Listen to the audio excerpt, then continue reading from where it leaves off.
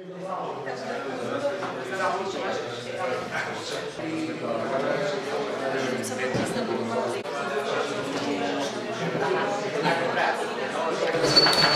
aby som vás privítal na zasadnutí Mestského zastupiteľstva v Liptovskom Hradku.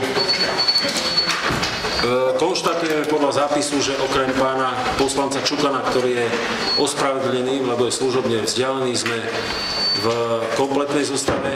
Zhodou okolností, keď sa robilo osvetlenie, vidíte, na čo akože apeloval vtedy, aby sa to spravilo, tak si to neužil, ale teda sme už nažania schopní. Čo sa týka programu, každý ste ho dostali, vysvietím ho. Je niekto z vás, ktorý by chcel program pozmeniť alebo doplniť?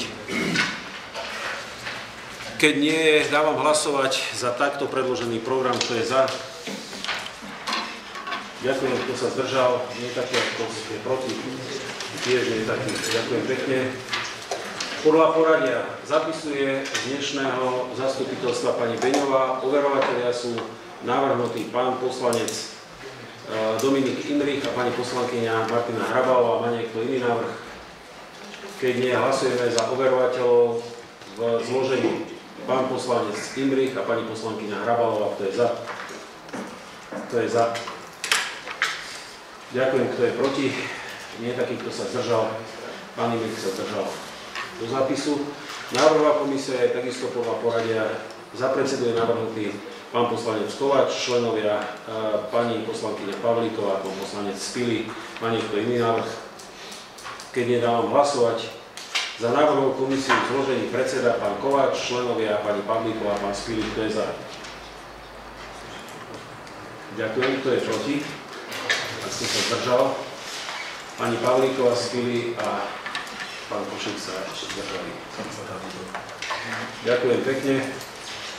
Čo sa týka tretieho bodu programu, ten je delený na dve časti. Prvá časť je návrh záverečného účtu mesta Liptovský Hrádok za rok 2023 a za B správa o výsledku inventarizácie majetku, záväzkov a rozdielu majetku a záväzkov mesta Liptovský Hrádok 31.12.2023 a o stav vymáhania pohľadávok 31.12.2023.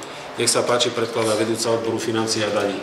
Dobrý deň, vážené pani poslankyne, pani poslanci. Predkladáme vám na schválenie návrh záverečného účtu mesta Liptovský Hrádok za rok 2023. Rozpočet na rok 2023 bol schválený uznesením Mestského zastupiteľstva číslo 58 z roku 2022 zo dňa 15.12.2022 ako vyrovnaný. V priebehu rozpočtového obdobia bolo potrebné vykonať niekoľko úprav rozpočtu. Celkom to bolo 13, z toho 5 bolo vykonané schválením mestským zastupiteľstvom. Ostatné úpravy rozpočtu boli urobené v rámci kompetencií primátora mesta. Po skončení rozpočtového roka 2023 boli údaje o hospodárení mesta spracované do záverečného účtu, boli usporiadané vzťahy so štátnym rozpočtom a mestskom zriadenými rozpočtovými organizáciami. Obsah záverečného účtu je daný zákonom o rozpočtových pravidlách. V našom prípade obsahuje vyhodnotenie plnenia finančného rozpočtu aj ukazovateľov programového rozpočtu. Celkový výsledok hospodárenia k 31.12.2023 bol vo výške 1 833 744 eur. Z tohto hrubého hospodárskeho výsledku musíme odpočítať nevyčerpané účelovo určené prostriedky a pripočítať zisk z podnikateľskej činnosti po zdanení.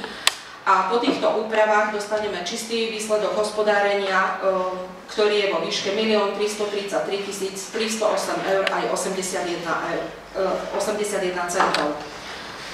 Tieto prostriedky sú zdrojom fondov. V rámci návrhu na uznesenie navrhujeme celú túto čiastku previesť do rezervného fondu mesta. Stav rezervného fondu po takomto finančnom usporiadaní by bol vo výške 2 054 130 eur. Vzhľadom k tomu, že v rozpočte pre rok 2024 je schválené jeho použitie vo výške 1 532 800 eur, disponibilné prostriedky v rezervnom fonde budú vo výške 521 330 eur. Záverečný účet obsahuje informáciu aj o dotáciách, ktoré boli poskytnuté fyzickým a právnickým osobám v súlade s platným všeobecne záväzným nariadením. Celkovo boli dotácie poskytnuté vo výške 125 590 eur. Ku koncu roku boli všetky prostriedky v poriadku vyúčtované a v jednom prípade vo výške 1361 eur boli nepoužité prostriedky vrátené naspäť do rozpočtu mesta. V rámci záverečného účtu vieme nájsť aj informácie o stave a vývoji dlhu. Mesto má k 31.12.2023 5 úverov zo štátneho fondu rozvoja bývania. Celková nesplatená istina je vo výške 5 975 000 eur. Úvery zo štátneho fondu rozvoja bývania sa nepočítajú do dlhovej služby a splátky týchto úverov sú zabezpečené cez nájomné. Okrem týchto úverov máme 102 komerčné úvery na kúpu športového komunitného centra a na rekonštrukciu miestnych komunikácií. Zostatok týchto komerčných úverov k 31.12. je vo výške 2 037 780 eur. Komerčné úvery v pomere k bežným príjmom predchádzajúceho roku vypovedajú o dlhovej službe mesta. Tento pomer môže byť maximálne 60%, v našom prípade je to 20,66%. A ďalším ukazovateľom dlhovej služby je suma ročných splátok istín a úrokov bankových úverov zase k bežným príjmom predchádzajúceho roka. Táto výška môže byť maximálne 25%, v našom prípade je to 9,67%, to znamená, že mesto vykazuje priaznivú dlhovú službu. Ako som už spomínala, v rámci záverečného účtu je vyhodnotené aj plnenie programov. Mesto teda všetky výdavky má rozčlenené do 14 programov. Jednotlivé programy sú rozčlenené ďalej na podprogramy, majú vymedzený zámer, konkrétne ciele a merateľné ukazovatele, ktoré sú vlastne v rámci programového rozpočtu vyhodnotené. Len pre zaujímavosť, v rámci hodnotenia týchto programov môžem povedať, že na celkových výdavkoch mesta vzdelávanie sa podieľa 54%, ďalej podporná činnosť, čiže správa mesta a mestského úradu, zabezpečenie agendy spoločného obecného úradu predstavuje 9% celkových výdavkov, odpadové hospodárstvo 8%, šport 6%, kultúra 5%, ostatné programy sa podieľajú nižším percentom ako 5%. K záverečnému účtu vypracoval svoje odborné stanovisko aj hlavný kontrolór mesta, v ktorom rozoberá východiska spracovania toho odborného stanoviska, ďalej zákonnosť predloženia návrhu záverečného účtu a metodickú správnosť spracovania. Konštatuje, že výsledok hospodárenia za rok 2023 je vykázaný v súlade s príslušnými predpismi a odporúča mestskému zastupiteľstvu uzatvoriť záverečný účet mesta Liptovský Hrádok za rok 2023 a schváliť celoročné hospodárenie bez výhrad.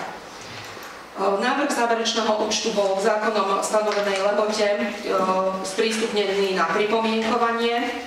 K dnešnému dňu neboli žiadne pripomienky od fyzických a právnických osôb v zmysle zákona zaregistrované. Čiže z mojej strany k záverečnému účtu, ak sa chcete podrobnejšie spýtať. Ďakujem predkladateľke. Ešte ak sa chce vyjadriť hlavný kontrolór k záverečnému účtu. Netreba, myslím si, že bolo povedané to hlavné. Dobre, stanovisko bolo tlmočené. Otvárame k tomuto bodu diskusiu, nech sa páči. Keď diskusia nie je v podstate návrh na uznesenia pomerne veľmi komplikovaný. Má konštatačnú časť, zastupiteľstvo berie na vedomie, prerokuje a určuje výšku rezervného fondu. Vysvietené to je, oboznámení ste boli. Hlasujeme o takto návrhu na uznesenie. Kto je za takýto návrh na uznesenie? Kto je za? Ďakujem. Kto je proti? Nie taký, kto sa zdržal, tiež nie taký. Dobre, ideme Bčko. To je správa o výsledku inventarizácie. Nech sa páči. V zmysle zákona o účtovníctve každá účtovná jednotka je povinná vykonať ku koncu roku inventarizáciu majetku, záväzkov a rozdielu majetku a záväzkov. Počnúc rokom 2023 táto povinnosť vykonať fyzickú inventarizáciu pre subjekty verejnej správy je už každoročne. Doteraz to bolo najmenej raz za 4 roky, s tým, že každý rok musela byť minimálne dokladová inventarizácia urobená. Za týmto účelom na základe príkazného listu primátora mesta boli menované jednak čiastkové inventarizačné komisie a hlavná inventarizačná komisia, ktorá v rámci svojho zápisu zosumarizovala výsledky inventarizácie z čiastkových inventarizačných komisií. A vlastne táto správa bola vypracovaná na základe inventarizačného zápisu hlavnej inventarizačnej komisie. Možno konštatovať, že inventarizáciou neboli zistené žiadne inventarizačné rozdiely a zákonom o obecnom zriadení určená povinnosť mesta zhodnocovať majetok a vo svojej celkovej hodnote zásadne nezmenšený zachovať bola v roku 2023 zabezpečená. Celková hodnota majetku evidovaného v aktívach súvahy k 31.12.2023 vzrástla oproti predchádzajúcemu roku o 1 736 000. Zvláštnu pozornosť venujeme pohľadávkam a záväzkom v rámci tej predloženej správy. Čo sa týka pohľadávok, pohľadávky má mesto k 31.12.2023 vo výške 834 728 eur. Zase oproti predchádzajúcemu obdobiu možno konštatovať, že došlo k zníženiu pohľadávok mesta o 441 000 eur. Tieto pohľadávky špeciálnu pozornosť venujeme jednak daňovým nedoplatkom, nedaňovým pohľadávkam a potom sú to aj pohľadávky z obchodného styku. To sú vlastne pohľadávky v podnikateľskej činnosti. Takže tam sa vždy včas robia opatrenia, aby sme zabránili tomu, aby tieto pohľadávky boli nedobytné. Čo sa týka záväzkov, mesto má záväzky vo výške 10 115 000 eur a tieto záväzky si plní v splatnosti. Takisto záväzky sa oproti predchádzajúcemu obdobiu znížili o 403 000 eur. Podrobnejšie máte v tej správe, ak by sa chcel niekto spýtať. Ďakujem predkladateľko, otvárame diskusiu k tomuto bodu v podstate, druhej časti bodu. Keď nie, tak návrh na uznesenie, že zastupiteľstvo k tomuto bodu programu berie túto správu na vedomie. Kto je za návrh takéhoto uznesenia? Ďakujem, kto je proti? Nie je také, kto sa zdržal. Ďakujem pekne. Bod číslo 4, správa o výsledku kontrol hlavného kontrola mesta Liptovských Hrad, predkladá hlavný kontrol. Nech sa páči. Ďakujem pekne za slovo. Vážené dámy, vážení páni, od posledného zastupiteľstva, riadneho zastupiteľstva, ktoré sa konalo 22. februára po dnešný deň boli v súlade s plánom kontrolnej činnosti vykonané vykonané a ukončené dve kontroly, tak ako to máte aj v tej správe. Bola to kontrola číslo 4 a číslo 5/2024. V krátkosti k obom kontrolám, k tej prvej, tak to bola kontrola, ktorá je taká tá pravidelná, ktorá vlastne mapuje hospodárenie mesta po štvrťroku a logicky táto kontrola sledovala posledný štvrťrok roku 2023. Podobne ako aj minulé, v rámci tohto typu kontroly boli identifikované určité drobné nedostatky, keď to tak so všeobecním. Samozrejme niektoré veci, keď sa dali, tak sa odstránili počas kontroly, ale zároveň nejaké tie nedostatky sa dostali do samotnej správy, sú menované v tej samotnej správe.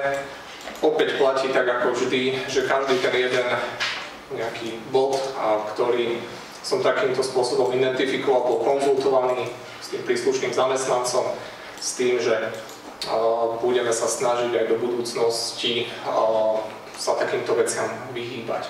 Ale keď to zovšeobecním úplne, tak ten výsledok tejto kontroly môžem označiť ako pozitívny.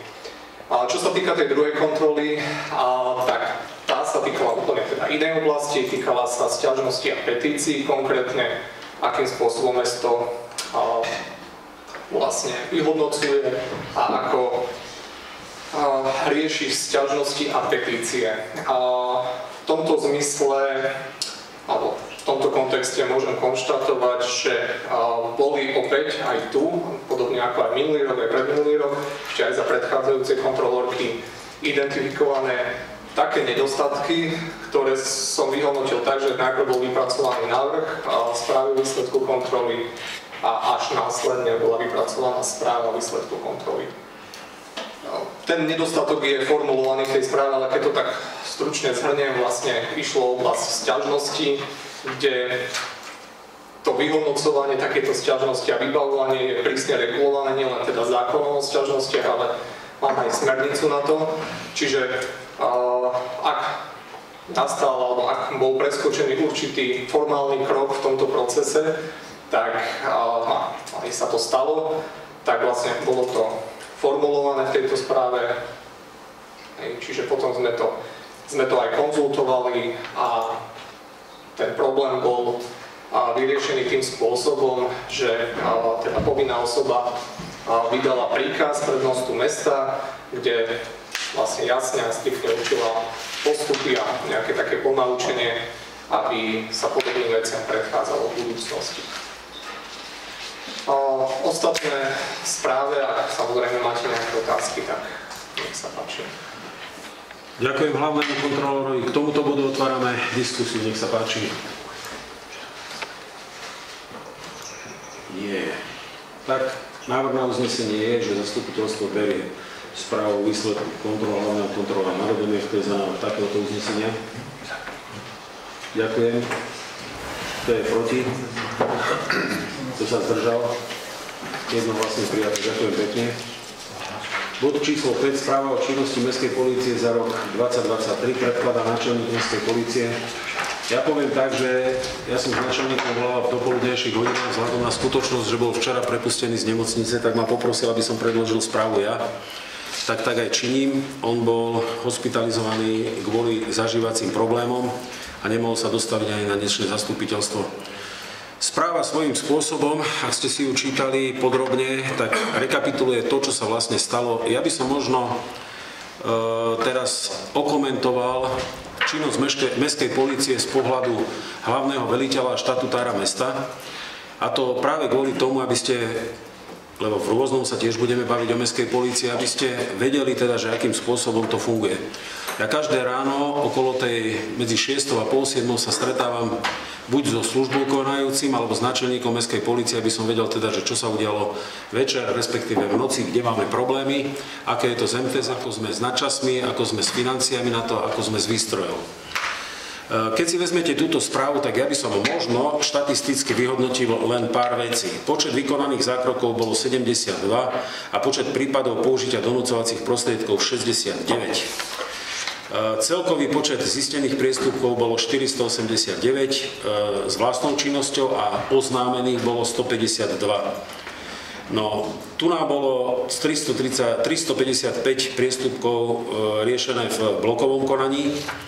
A je tu jedna vec, ktorá sa neudiala už dávno, ale udiala sa v tomto roku. V podstate bol tu na jeden útok na verejného činiteľa. Ja som bol vypovedať na prokuratúre, pretože som bol účastný tohto a len na druhej strane treba povedať, okrem toho teda, že bolo podané z našej strany, teda zo strany príslušníka Mestskej polície v podstate trestné oznámenie na napadnutie verejného činiteľa, tak aj tá druhá strana podala trestné oznámenie za neprimeraný úradný zásah. Toto samozrejme už v trestnoprávnej rovine a to bude musieť vyhodnotiť vyšetrovateľ z jednej a z druhej strany. Ako to dopadne, budete samozrejme informovaní. Čo je dôležité ale povedať, že aké riziká sú tu na čo sa týka bezpečnosti, tak ja to poviem takto. Keď sme to vyhodnocovali, tak je tu na relatívny kľud, všetky tie veci sa kontrolujú, ako sa majú, prevencia sa robí, ako sa má. Všetky tie organizácie, ktoré máte v tej správe napísané, s kým mestská a vôbec vedenie polície komunikuje, tak sú to v prvom rade výchovno-vzdelávacie inštitúcie. Toto máme podchytené. Sú ale tri problémy, ktoré sa riešia a sú také vypuklé a relatívne už dosť dlhú dobu. Prvý problém je Fráňa Kráľa. Tam sa ten problém vyrieši v sobotu a už to máme, tam musel zasávať prokurátor, to je pozbavenie alebo čiastočné pozbavenie v podstate svojprávnosti. Tá pani bude musieť odísť do aspoň špecializovaného zariadenia. Ten pes bude musieť ísť do útulku práve kvôli tomu, lebo ohrozovala už v podstate existenciu celého vchodu a hrozilo, že buď tam vznikne požiar, alebo výbuch plynu, alebo proste tá prokurátorka povedala áno, že v tejto veci sa ide konať a toto by malo byť vyriešené v priebehu tohto víkendu. Druhý problém je, náš občan sa vrátil z 19-ročného výkonu trestu. To je človek, ktorý akože je pod vplyvom alkoholu od samého rána do samého večera. My ho monitorujeme, vieme, kde je presne aj teraz. Samozrejme, že on nemôže byť zaradený do žiadneho zariadenia práve kvôli tomu, že požíva, a teraz poviem, alkoholické nápoje. To znamená, že toto bezdomovectvo budeme musieť takisto vyriešiť v súbehu s prokuratúrou, respektíve s orgánmi na to určenými. No a potom tretia vec je to je človek, ktorý chodí z Jamníka tu na, asi ho poznáte tak vizuálne, to je tretia vec, ktorého takisto budeme musieť sanovať a teraz poviem do nejakého špeciálneho zariadenia. Tu na vôbec nie je alkohol problém, to je človek, ktorý nikomu neuškodí, ktorý nikoho neotravuje, ale napriek tomu on je sám, má síce sestru, ktorá ho odmietla nejakým spôsobom sanovať, tak hľadáme riešenie. Toto sú také tri vypuklé problémy, ktoré samozrejme donáša život, ale ja predpokladám, že jeden sa vyrieši počas tohto víkendu a ten druhý, ako som spomínal, ten posledný sa bude riešiť ďaleko ľahšie s tým, ktorý sa vrátil z výkonu trestu. Tam to bude zložitejšie práve kvôli tomu, že neustále požíva alkoholické nápoje a ten človek aj, teraz poviem, otravuje okolie, tak toto poviem, alebo teda aby som nebol taký expresívny, tak nie, že by sa zaradil a socializoval akože do spoločnosti, ale práve naopak sa to nejakým spôsobom radikalizuje. Ešte, ak by som mohol k mestskej polícii ako takej, tak bol som na ministerstve vnútra účastný jednej debaty, kde obecné a mestské polície by mali získať, a teraz poviem, niektoré právomoci. A ak ste si tú správu prečítali, tak čo je chválihodné, tak tie problémy s spolunažívaním medzi občanmi a tie priestupky sa znížili, ale ďaleko viac sa nám zvýšili tie problémy, ktoré sa týkajú dopravy. A teraz nielen statickej dopravy, ale dopravy aj dynamickej. Parkovania v zelení, odstavenia vrakov, potom, ja neviem, prehršku proti životnému prostrediu, to znamená olej, benzín, nafta a tak ďalej. Čiže toto sa zvýšilo a tieto kompetencie práve by mala tá mestská polícia dostať a dokonca mala by tam byť aj, teraz poviem, tá zodpovednosť, ktorá je na mestskej polícii v prípade merania na miestnych komunikáciách rýchlosti. Toto je v jednaní, ak by to vyšlo, tak samozrejme táto kompetencia bude našou mestskou políciou uplatňovaná v prvom rade na Hradnej ulici, kde je väčšina škôl, teda základné školy s materskou školou a sú tam aj stredné školy. Ale to už, keď tá kompetencia bude na stole.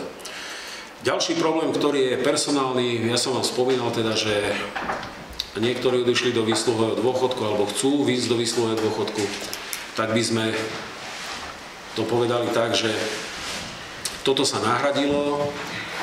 Ešte jeden príslušník mestskej polície chce ísť späť po spravení skúšok do štátnej polície nazad, ale ja som jednal dneska s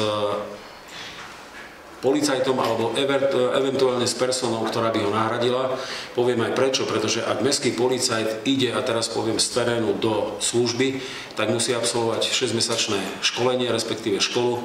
Vtedy nemôže zasahovať, musí chodiť v dvojici, to znamená, že to je osobný náklad, ktorý je zaťažou pre mesto. Čiže toto by sme nahradili kontinuálne, ak teda ten pán Budovec, o neho sa jedná, teda spraví skúšky a že by išiel k tej dopravnej polícii a teraz poviem štátnej. Čiže toto sú tie veci, ktoré sú. Ináč fungujú dobre. Podľa tej správy viete, že nebola na nich podaná žiadna sťažnosť, že práve že napomáhajú tomu civilnému životu a tým ľuďom v tom duchu ochraňujú a chrániť. Čo sa týka priestupkov voči, a teraz poviem, verejnému majetku, tak to sa nám odzrkadlilo v podstate, ale najmä pri tých dopravných nehodách, niekoľkokrát napríklad na Hradnej ulici. To boli v podstate lampy verejného osvetlenia poškodené, boli tam zábaradlé poškodené, ale bola tam poškodená aj zeleň, tie tisy a javory v dvoch prípadoch. Čiže toto sa všetko šetrí cez poisťovňu, cez priestupkové konanie a vždy ten dotyčný, ktorý to spôsobil, bol identifikovaný a sa priznal. Samozrejme, že je to zdĺhavejší proces, ale toto sa nám akože darí plniť. Ja by som v tejto správe asi tak všetko z môjho pohľadu, ale nech sa páči, otvárame diskusiu. Viem, že to je tam ešte v záverečných bodoch, ale dajme tu, ako bude fungovať tá polícia do budúcnosti. V rôznom sa vrátim. Necháme to na budúcnosti, aby sme to vysvetlili. Dobre, díky. Dobre, ešte ak máme v rámci diskusie, nemáme? Tak, návrh na uznesenie je taký, že mestská polícia, alebo teda mestské zastupiteľstvo správu o činnosti mestskej polície berie na vedomie. Kto je za návrh takéhoto uznesenia? Ďakujem, kto je proti? Kto sa zdržal? Jednohlasne, ďakujem pekne. Bod číslo 6, majetkoprávne záležitosti predkladá pán vedúci majetku a podnikania. Máme tam dve veci, nech sa páči. Dámy a páni, máme dve veci v majetkových veciach. Začneme ako prvé. Prvé je pani Antošková. Čiže predaj pozemku z dôvodu osobitného zreteľa. Pokračujeme v tých predajoch, ktoré sme schvalovali naposledy na celinách. Jedná sa o priláhlý pozemok jej pozemku v vlastníctve pani Antoškovej o výmere pozemok 1039/65 o výmere 160 m², takže znalecký posudok tam bol spracovaný v tej výške, ako máte určenú, že celková výška je 2191,20 €, s tým, že z dôvodu osobitného zreteľa najprv schvaľujeme v bode 1 z dôvodu spôsob prevodu a v bode 2 potom už na základe tohto spôsobu prevodu, čiže z dôvodu osobitného zreteľa priamo predaj pani Antoškovej. Nech sa páči. K tomuto, alebo v tejto časti bodu otvárame diskusiu. Pani Antošková, ja tu nám máme vysvietené, to je presne to, čo sa robilo minulé. To je tá zelená časť tejto parcely, to sú tie veci, ktoré sa akože domeriavali, spravil sa úradný odhad a tým, ktorí sú tam, tak sa to predáva na predĺženie teda toho svojho pozemku. K tomuto bodu otvárame diskusiu. Časti bodu.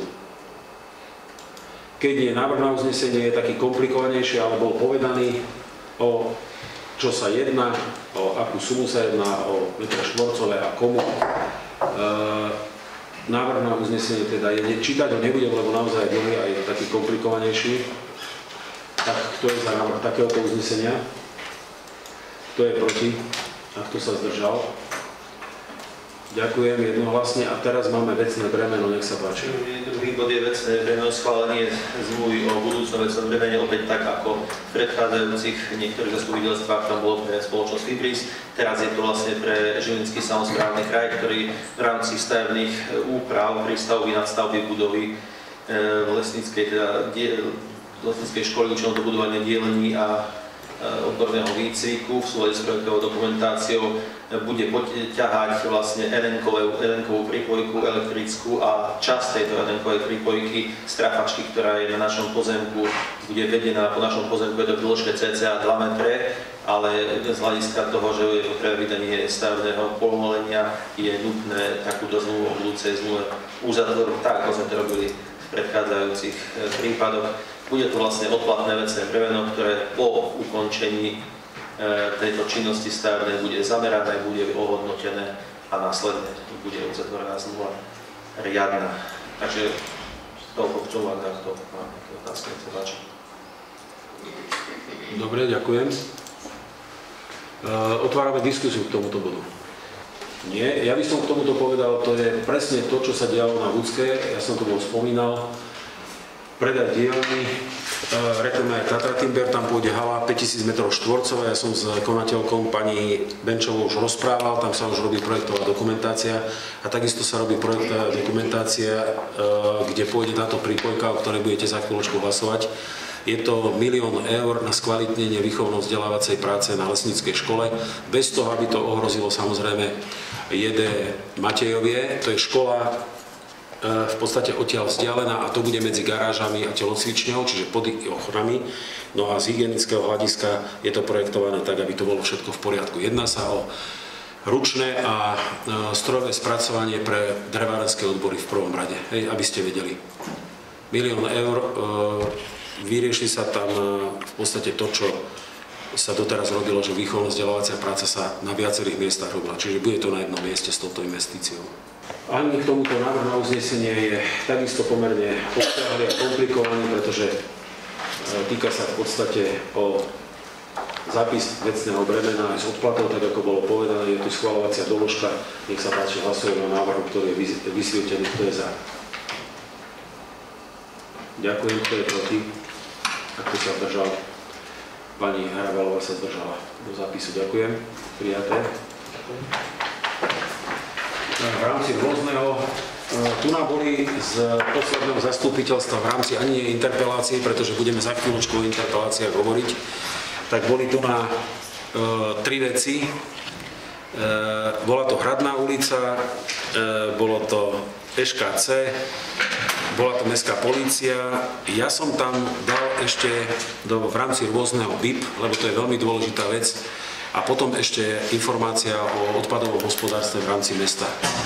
Je to kvôli tomu, že ja to poviem takto, my sa teraz nachádzame v relatívne, a teraz nehovorím o meste Hrádok, ale hovorím o štáte, v relatívne veľmi zložitej finančnej situácii. A keď sledujete dlhovú službu štátu a schodok, ktorý je v rámci HDP, tak tá konsolidácia, o ktorej sa hovorí, bude musieť jednoducho dojsť. Vy ste sa pýtali, ako to je so športovým komunitným centrom, to bude prvá informácia, ktorú vám dám. Je to pán Čukan, ktorý tu má nie ako poslanec, on hovoril, že aby sme to porovnali s energiami, aby sme to porovnali s tržbami a tak ďalej. Ale ďaleko lepšie je porovnať pred kúpou a po kúpe a finančne porovnať všetky náklady a výnosy a rozdiel. Tak pred kúpou od 1.8.21 do 31.7.22 ten výsledok bol takýto, že náklady celkom boli 153 960, čiže 154 000. Výnosy boli okolo 40, respektíve 40, no ani nie celých. Čiže rozdiel bol strata mínus 115 000. Po kúpe, a teraz sú tam 2 roky, od 1.8.22 do 31.7.23 a od 1.8.23 do 31.7.24, čo ešte bude bežať nejaké 2 mesiace. Ten výsledok je taký, že my sme náklady mali celkom 213 000, ale výnosy boli 109 000 a rozdiel bol už 103 000. Oproti tým zmluvným vzťahom, ktoré sme mali s Slovenským hokejovým zväzom, je úspora pre mesto 11 585 eur, a to aj s tým, že úroky z úveru sme zaplatili vo výške 35 500 eur. To znamená, my už budeme alebo kupujeme si majetok a napriek tomu máme lepší výsledok ako zo zmluvných vzťahov do roku 2022. Tento rok, ktorý ešte nie je ukončený, tá situácia sa bude totiž z roka na rok zlepšovať v prípade, že budeme mať presne tie isté tržby alebo podobné tržby, ako sme mali za minulé obdobie.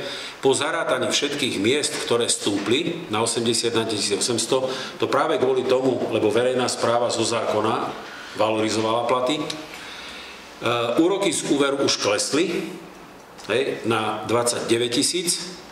A výsledok je taký, a to nie je ukončená sezóna, pretože teraz tých skupiniek je, Peter, v priemere 5 denne, čiže 500 eur máme tržby denne. Je to 187 000 sú náklady celkom, výnosy sme mali okolo 92 000 a to nie sú ukončené. To znamená, že výnosy a náklady rozdiel je 95 000, to je tá strata, ktorá je ale o 20 000 lepšia, ako to bolo za čias pred rokom 22, keď sme boli s hokejovým zväzom. A teraz to poviem takto, že toto sa ešte číslo zlepší o nejakých možno 5 až 6 000 do konca roku, predpokladám. A keď si vezmete úroky z úveru, ktoré sú zarátané, z 35 500 sme išli na 29 300 a na budúci rok to bude opäť o nejakých, a teraz poviem 6 000 menej, tak by sme sa mali dostať, a teraz poviem bez toho, aby nás to niečo stálo v úvodzovkách, lebo to si platíme z tržieb, Aj napriek tomu, že tí ľudia sú platení, tí 4, ktorí tam robia s vyššími tarifnými sadzbami kvôli tomu, že sa zmenil zákon o odmeňovaní vo verejnej službe, tak ten výsledok by mal byť taký a konečne by mal byť taký, že nákladovosť EŠKC by mohla dosiahnuť okolo 40 až 50 tisíc akože mínus. Toto je tá suma, ktorá bude dosiahnutá, a teraz poviem, za nejaké 4-5 rokov, potom už by sme sa mali dostať do situácie, ale zase treba rátať s tým, že samozrejme tá stavba je nová, že tam bude možno treba niečo opraviť a tak ďalej.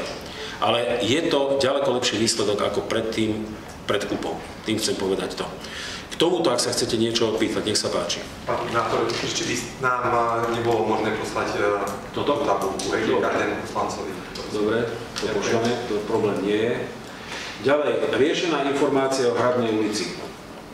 No, toto je, tam tí ľudia, predpokladám, že sú z fabrík ľudia a budú namietať cestu. Toto isté je Hradná ulica. Mýlim sa? Mýlim sa? Dámy a páni, nie? No. Tak ja len poviem tak, že ako to je s Hradnou. Tam tie havárie, ktoré boli, o ktoré som spomínal, že sa riešili ako poistné udalosti, to boli spôsobené aj tým, že tá miestna komunikácia je v zlom stave, tak ako sú v zlom stave viaceré ďalšie.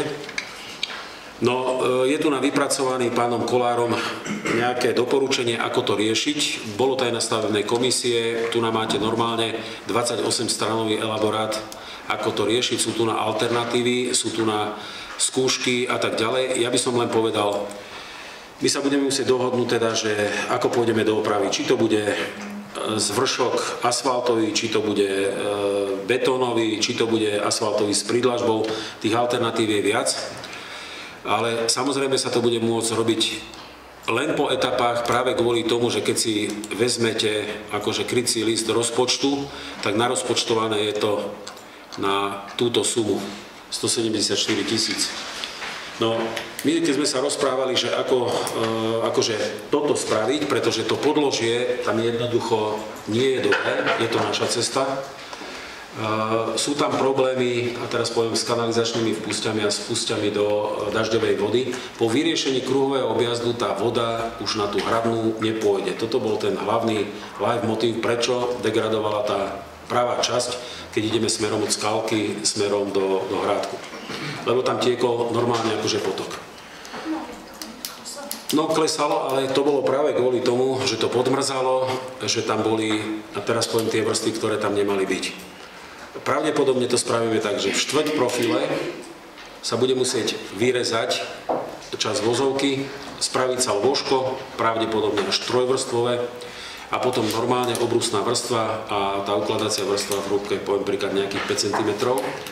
A po Komenského ulicu to by mohlo byť za 100 000 eur, to by bola prvá fáza. Uvidíme, ako sa dostaneme. Čo sa týka spôsobu financovania, mám takú predstavu, že ako by sa to spraviť dalo. Ešte to nebudem hovoriť, pretože to ešte nie je akože v koncovke, ale ten spôsob by sme mohli nájsť.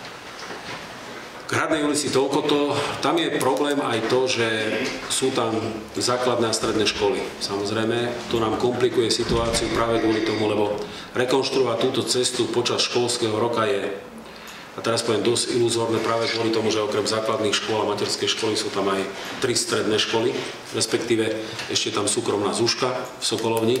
Čiže to si budeme musieť nejako naplánovať tak, aby sa to robilo, a teraz poviem, v tých mesiacoch, keď je školský kľud, tak toto poviem, keď sú prázdniny. K Hradnej máme niečo? Takže časovo by to vychádzalo na aký termín asi? Ja to poviem takto, že v prvom rade... Takto, že či to bavíme sa o prázdninách, dajme tomu, hej? To znamená, že či sú to tieto prázdniny, čo nás čakajú, alebo... To bude záležať od toho, ako s peniazmi. Ja tú schému finančnú nejako v hlave mám, že ako to spraviť. Teraz ide o to, že ako sa bude plniť rozpočet, lebo my máme teraz rozpočtované peniaze z dane príjmu z fyzických osôb skoro o 7,8% nižšie. My budeme musieť, a teraz poviem, lebo my sme si povedali, že čo ideme robiť. Hej, tie ciele sú jasné. Ten výsledok hospodársky, ktorý ste videli pri záverečnom účte, to možno, že tí, ktorí sú v pléne, tí obyvateľia z fabrík budú teraz považovať také, že no, kruhová križovatka už je spravená. so smetiskom vám ukážem, ako stojí smetisko. Ďalšia vec je amfiteáter sa skalkou, ďalšia vec je plaváreň. No a potom samozrejme máme ešte gymnázium na krku. Tam išla dneska iba prvá splátka, však 233 000. Čiže toto je tých 5 vecí, ktoré musíme sanovať. A teraz musíme dávať veľký pozor, že ako to finančne uložiť tak, aby sme to spravili. Ja vám poviem, že bude sa v Hrádku robiť z prostriedkov VUC 4 cesty. Bude to cesta od Krúhového objazdu smerom na Dovalovo po Štepitu, to je taký krátky, veľmi rozbitý tento úsek. Potom takisto rozbitý úsek od Krúhového objazdu po Slovnaft. Chceme spraviť s prídlažbou cestu od Popod Cintorín, tak toto poviem, hej, Popod Cintorín smerom na fabriky. Fabriky, tam sú problém v tom, že tá fabrická cesta nie je naša. To vám hovorím teraz, lebo keď to budeme diskutovať, toto je komunikácia Tesly, ktorá nám chcela predať. Ale to potom, keď budeme o tomto rozprávať, toto je ďalšia. A potom ešte padá jedna cesta smerom na Petro a tam sú krajnice porušené. A tieto krajnice tiež sa budú musieť sanovať, to je smerom na Petro za mostom. Ako je záhradkárska osada, aj jedna, aj druhá strana padá.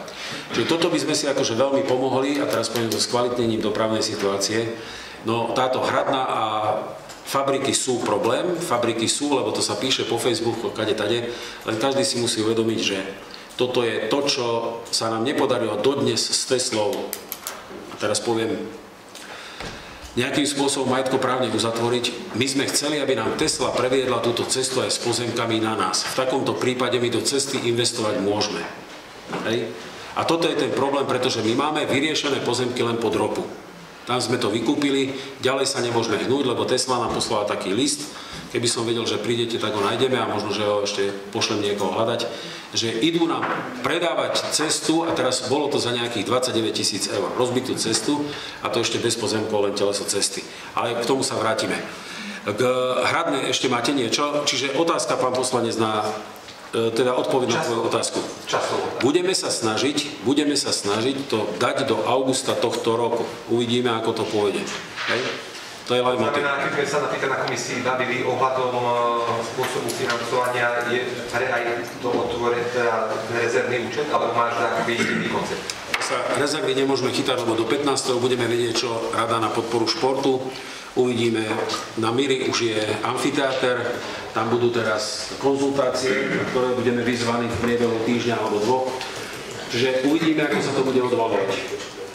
A to budeme musieť kombinovať a nikdy som vám netajil akože nič, že tento rok bude taký, že to bude musieť zapadať ako jedno do druhého veľmi rýchlo a časovo hlavne, tak aby sme stíhali jednu, druhú, tretiu vec. Preto sme napríklad aj to gymnázium zaplatili teraz, pretože my chceme podľa toho znaleckého posudku odťažiť tie pozemky, ktoré si vyrovnáme a podľa odhadu na katastru tak, aby sme teda nebránili ani rozvoju bývania, to znamená výstavbu bytov. Zmenou územného plánu, ktorú ste na poslednom zastupiteľstve schválili, tak už reagovali investori tak, že celiny už idú. Tých, Zuzana, 47 bytových jednotiek? 47. Čiže toto je práve to, čo potrebujeme zdynamizovať to, jednoducho dať to do obehu a teraz finančne to uložiť tak, aby sme vôbec nezvyšovali, teraz povieme, deficit, aby sme to, čo je narozpočtované, plnili v tých objemoch, ktoré sú, pretože, a teraz to poviem tak, aj tieto osvetlenia stáli 17 000, aj to bude treba omalovať. Zakázali prechod dopravný inšpektorát popred Prima banku alebo na poštu. My tam budeme musieť za 17 000 dať kvetlináče alebo zábrany, to nám určil štát. Hej. Ďalšia vec, ktorá akože padne na našu, teraz poviem, pôdu je, ide sa originálna kompetencia v rámci materských škôl rušiť, ideme na prenesený výkon, ostávajú nám škôlkárske kuchyne a jedálne na naše triko. Ďalej, všetky neverejní poskytovateľe budú financovaní priamo z ministerstva školstva, tým pádom úverové zaťaženie, percentuálne úverové zaťaženie bude úplne desi iné, lebo príjem rozpočtu bude nižší. Čiže toto všetko nás čaká, toto budeme musieť nakombinovať tak, aby sme jednoducho, tak ako si ty povedal, na tom, že tam je v uznesení, čo v najkratšom čase toto riešiť, toto sme si vzali za svoje a hľadáme možnosti, ako to spraviť tak, aby to bolo čím skôr, aby to bolo bezpečné, aby to bolo dobre. Dodnes som si nie celkom istý, že či porucha súvisí s podložím alebo s vodou. Ani z toho Kollárovho posudku to nie je celkom jasné. Ja mám svoj na to názor, samozrejme nie som cestár, nie som inžinier konštrukčný, akože cestár, tak ja si myslím, že toto by už mohlo byť po kruhovom objazde akože spravedené zo sveta, pretože my sme dali zaústenie dažďovej kanalizácie do Duklianskej ulice za kruhového objazdu. To bol ten náš náklad, čo ste hlasovali za to. Stačí k Hradnej? Ďakujem. No, informácia o personálnom zabezpečení mestskej polície. Ja to poviem takto. Povedal som, že som mal poradu s všetkými zamestnancami, s náčelníkom, dohodli sme sa tak, že pôjdeme systémom, ako ide Prešov, Štrba, Vrútky a podobne. Každý deň, keď idem do roboty, tak sa zastavím na obvodnom oddelení policajného zboru, pýtam sa ako noc. Budeme teraz intenzifikovať tie časti dňa, respektíve noci, ktoré sú problematické, a budeme vypúšťať tie, ktoré sú bezproblémové. Hej. Vzhľadom na skutočnosť, teda, že tie náklady na mestskú políciu tým, že sa príplatky za sviatky a za noc zvýšili, tak my budeme musieť korigovať počet tých nočných služieb, respektíve vypúšťať noc, ale v každom prípade od 7. do 23. to bude full service, hej, tak, aby sme tú funkciu splnili. Takto išiel, ja som bol v Prešove minulý štvrtok, som sa s pánom primátorom o tom bavil, veľmi podobne idú, odkúkali to. Košice takisto, Štrba ako obec, ale Vrútky napríklad s pánom Zacharidesom, s primátorom som sa bavil, idú presne takto isto. To je mesto veľmi podobné počtom obyvateľov u nás. Mimochodom, takto fungujeme už celý tento týždeň. Jeden policajný príslušník je na dovolenke, naschvál som Milanovi Lesákovi povedal, nesťahujú z dovolenky, ideme to vyskúšať, a náčelník mestskej polície bol dovčera v nemocnici, s tým teda, že je aj dneska doma na prácenej skopenke, ale normálne ideme týmto štýlom. Dobre, uvidíme, ako to bude fungovať. Ja predpokladám, že nebude problém, pretože budú sa robiť pohotovosti, oni sú s mobilmi. PCOčko ešte normálne funguje a mali sme to na pohotovosti. Môžeme? V polícii toľko to? Dobre. Teraz máme informácia o kompenzácii tepla a BIP. Toto je situácia, ktorá, ja vám poviem takto, už som zažil hocičo, ale tu mám strach z tohto. Ale fakt hovorím, že strach, pretože 100 razy sme to mali na poradách. My hľadáme právne stanovisko, je tu na konateľ bytového podniku, je to vec bytového podniku, zmluvného vzťahu METI a bytového podniku o výrobe a distribúcie tepla. My sa musíme vyviazať zo zmluvy medzi METou a bytovým podnikom. Toto je úloha, máme tu na nejaké právne kancelárie, ktoré tu dokončili ponuku. Pán konateľ, ešte tá varianta neprišla, o ktorej sme hovorili, tu nás sú len právne názory. My tú právnu štúdiu budeme mať hotovú dokedy?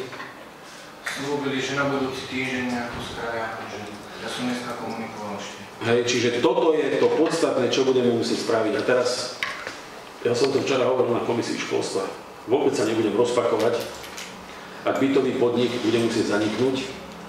My si identifikujeme odberné miesto, spraví sa tu na odbor výroby a distribúcie tepla, na energetiku, a my sa potom budeme dohadovať s budúcim dodávateľom o nových zmluvných vzťahov, čo sa týka médií a v tomto prípade aj zemného plynu.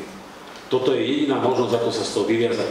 Je to pretože kompenzácie, teraz poviem, budú za pár mesiacov končiť. Až by to bolo pri tej cene, ktorá je nakalkulovaná bytovým podnikom, až by to bolo v týchto cenách, tak máme problém. S základnou školou Matejov je existenčný, materskou školou Viede Matejov je existenčný, základnou umeleckou školou a celým kultúrnym domom existenčný problém, a okrem toho, samozrejme, tí koncoví spotrebitelia a obyvateľia, ktorí sú vykurovaní práve z tých 5 uzlov,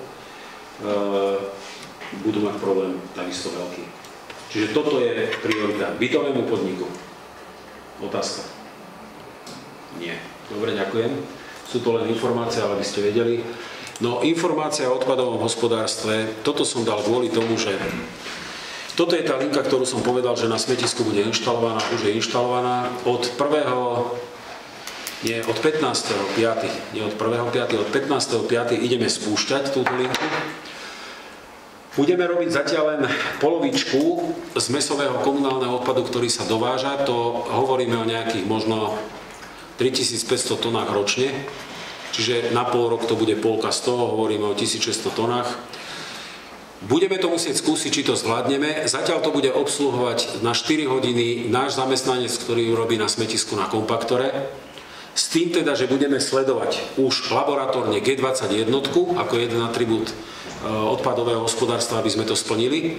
S tým teda, že ak to pôjde, tak od 1.1.25 pôjdeme akože podľa zákona, samozrejme to musíme mať, pôjdeme na 100%. Všetci boli informovaní, ktorí budú k nám dovážať zmesový komunálny odpad, všetky obce, s tým, že oni s tým akože súhlasia.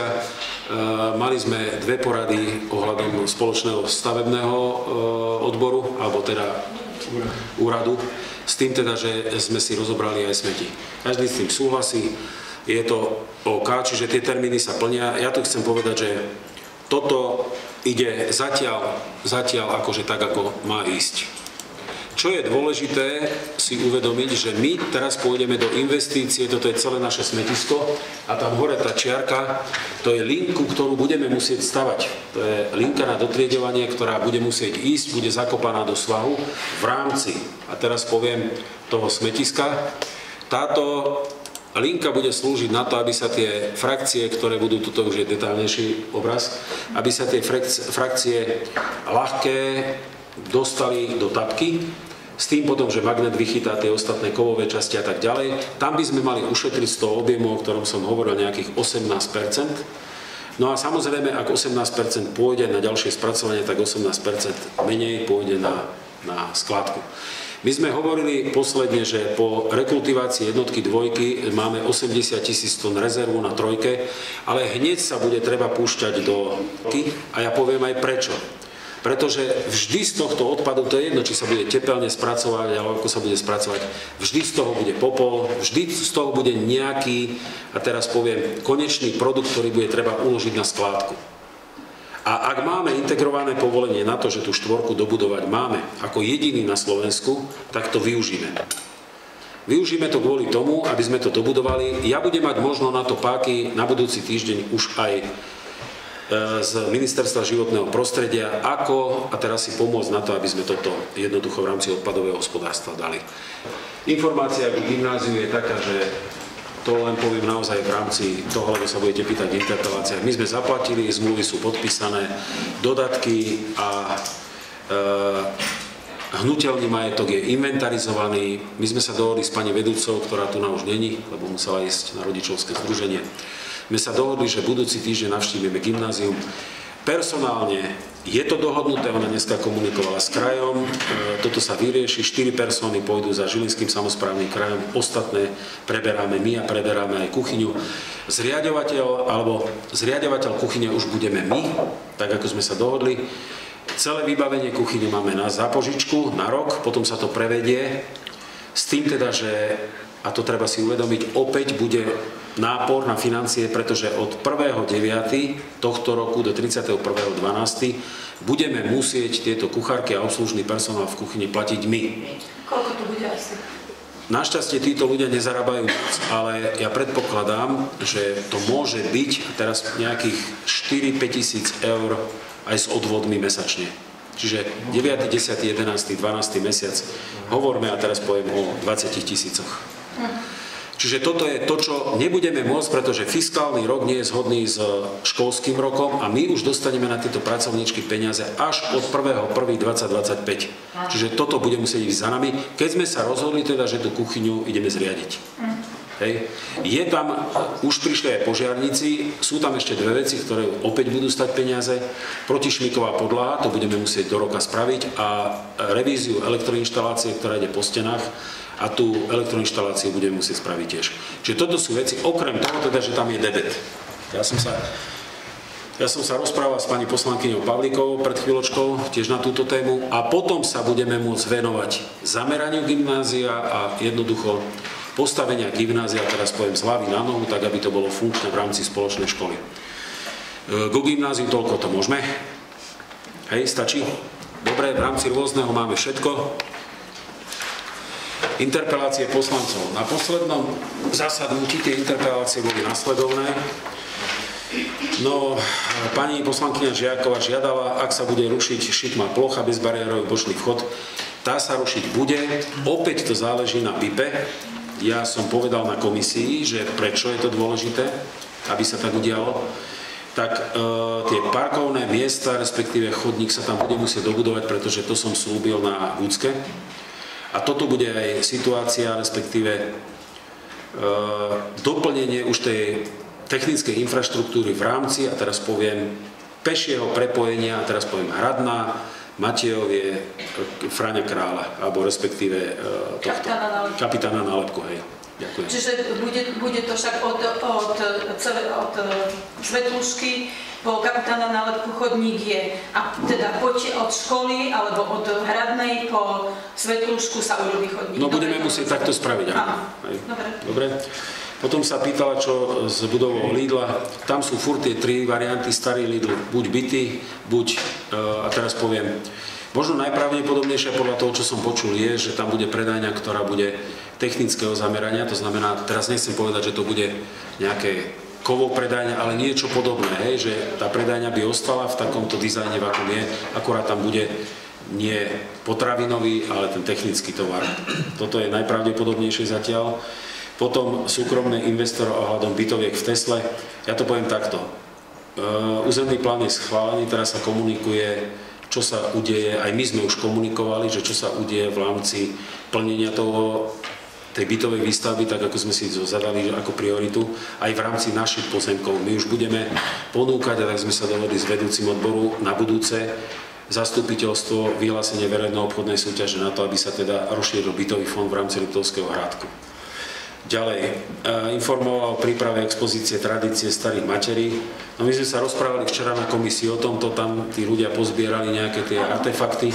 My sme sa dohodli na tom, že sa pôjdeme pozrieť, pôjdu tam skulptúry, spravíme k tomu inventár, spravia sa k tomu zmluvy, kto to zapožičí, kto to daruje a potom sa budeme baviť o expozícii. Tak, hej? Áno, ja chcem povedať, že už naozaj doplniť, že majú ľudia z Dovalova, občania Dovalova záujem o toto a už mám aj spísané veci, ktoré sú ochotné dať do tohto, poviem, múzea a sú to hodnotné veci, ktoré budú naozaj takýmto spôsobom uchované.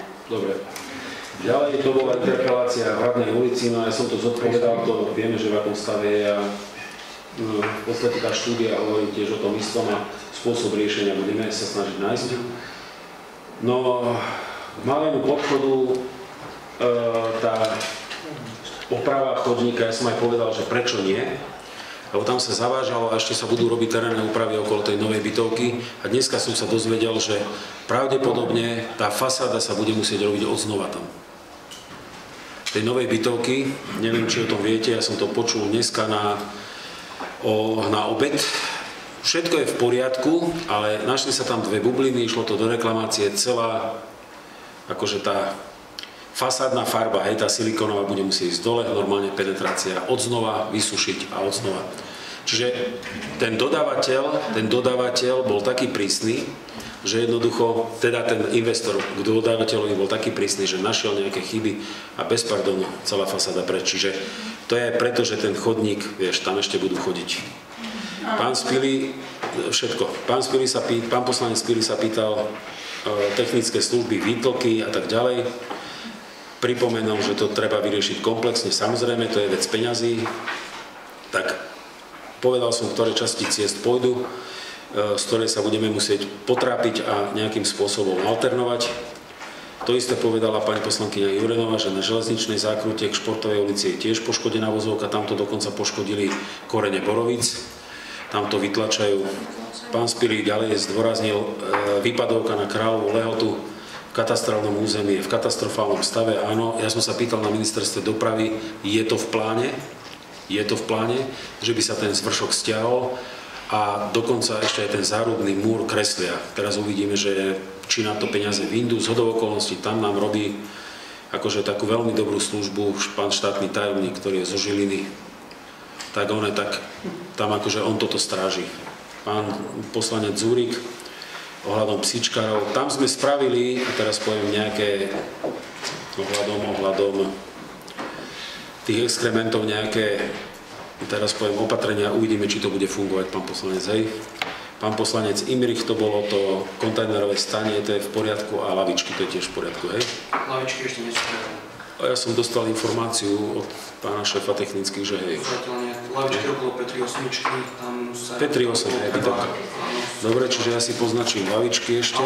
Veľmi pekne ďakujem za to provisko. Dobre, čiže lavičky. Pani Hrabalová, úprava sieťových detské ihrisko Komenského, mám informáciu, že hej. A dokonca, že boli pozasypané ešte jamy nejaké tam. Hej, dobre. Pani poslankyňa Zuskinová, no či by sa vedelo ovplyvniť zatvorenie pobočky sporiteľne? Nie. Kamenné banky teda budú opúšťať. Tieto, dokonca aj okresné mesta. Ale ja som sa kontaktoval s Bencom, ktorý je majiteľ a má to byť prerobené na byty.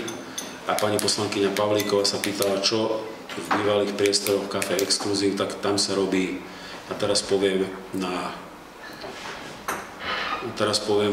nie že projektovej dokumentácie, ale zjednodušením návrhu presťahovania bytového podniku tu do budovy. Hej. Čiže tak asi k interpeláciám. Nech sa páči, otvárame bod 11, interpelácie poslancov na primátora mesta. Ako pokračujeme s tým našim čistením do Valovca, lebo začína nám za chvíľočku maj, už budú suché mesiace, či to povode váhu pristúpi v čo najskorej dobe, lebo môže sa znova stať, že sa odtiahneme minú financie, zase to nebude vyčistené, bude to také... Hneď keď skončí zastupiteľstvo, tak voláme Krakovskému. Dobre? Tak sa ďakujem. Ja mám k tomu informáciu, ak môžem povedať, na budúci týždeň, nie na budúci týždeň. 9. mája je stretnutie na obvodnom úrade na životnom prostredí. Vieš o tom? Nie, práve oni zvolali ako oštetný závod, čo to je, povodie váhu. A za nás tam pôjde výška záhradníkov ako za životné prostredie, kde práve budú identifikovať problémové úseky na ich tokoch. No a my hlavne budeme apelovať na to, aby nám dali do poriadku do Valovec. Čiže ona je tak inštruovaná a s tým pôjde na toto stretnutie. Tak uvidíme potom závery, aké budú. Dobre, stačí pán poslanec? Ďakujem. Dobre. Nech sa páči, pán poslanec Kovač. Pán primátor, ako sa spolu rozprávali, možno nadviazať presne k tejto situácii ohľadne do Valovca, keď tam niekto pôjde za mesto, aby sa pýtal aj na tie hate. Hlavne tam nad tým mostom. Hej. Ak by to nejako, je tam spadnuté, áno, je tam asi ten obchodný múd. Dobre, to je dva v jednom. V podstate ten istý problém v tom istom toku. Dobre? Pani poslankyňa Žiaková, pani poslankyňa Hrabalová. Nech sa páči. Máme, pri Svetruške máme zoofútik. Ja sa chcem opýtať prvá vec. Prečo tam došlo k výrubu stromov, to sa ma už toľko ľudí pýtalo, pretože momentálne sú spílené a spracovajú sa postupne, ale ľudia ich identifikujú ako zdravé stromy. Takže prečo došlo k výrubu týchto stromov, to je jedna vec. Druhá vec, že by bolo treba, ja už neviem, či cez CVČ alebo ako skrátka doplniť na dvere piktogram o tom, aby tam nechodili s bicyklami, pretože tam s bicyklami chodia. Na tej tabuli je napísané zákaz bicyklovania, ale dávajú si tam dovnútra bicykle dospelí a došlo tam skoro k jednému úrazu, že bicykel spadol na dieťa. A tretia vec, máme tam tú tabulu, sú tam všelijaké kontakty na mestskú políciu a na úrad, na mestský úrad, lenže správcom tohto areálu je Centrum voľného času a osobne pán Libor Záhradník, ktorý tam nie je uvedený a vždycky, keď sa niečo deje, sa rôznymi cestami, buď cez mestskú políciu alebo cez technické služby, sa vždycky to zastaví pri Liborovi Záhradníkovi. Ja by som poprosila po dohode s Liborom Záhradníkom, že by sa tam doplnil ako správca CVČ pán Libor Záhradník a kontakt na neho. Nemá problém s týmto? Prosím? Pán Libor Záhradník je zamestnancom mesta, nie CVČ. No dobre, tak... Správcu na tomto zariadení robia technické služby naše. Dobre. Mestský úrad, nie CVČ. Dobre, tak v tomto sa, dobre, v tomto. Ale v každom prípade, keďže sa každá jedna vec nakoniec ocití pri Liborovi a on ju rieši, tak kontakt na toho Libora. Pochopili sme. Áno. To nie je problém, dobre.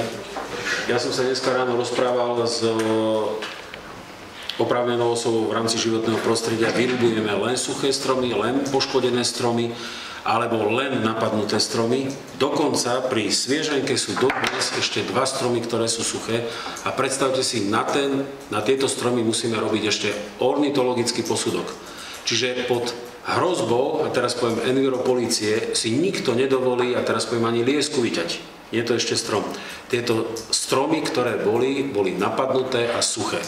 Dobre, ja som chcela, aby to zaznelo, pretože sa viacerí ľudia na to pýtajú. Jasné, dobre. A čo sa týka toho piktogramu a doplnenia telefónneho čísla pána Záhradníka, to problém nie je, to doplníme. Dobre, pani poslankyňa Hrabalová. Ja som dostala nahlásené od obyvateľov Belánskej, že v poslednej dobe sa rozmohlo nejaké skupinky ľudí, ktorí chodia okolo kontajnerov a vyťahujú odtiaľ všeličo. A potom vlastne narobia neporiadok. Áno, to... Či by mohla mestská polícia viac skontrolovať? Už sme ich chytili. Áno. Hej, to sú zo Spiša. Boli 3 skupiny chytené a jedno auto, popradská značka, jedná sa o šatstvo. Oni chodia do tých kontajnerov, bračatstvo. Vieme o tom.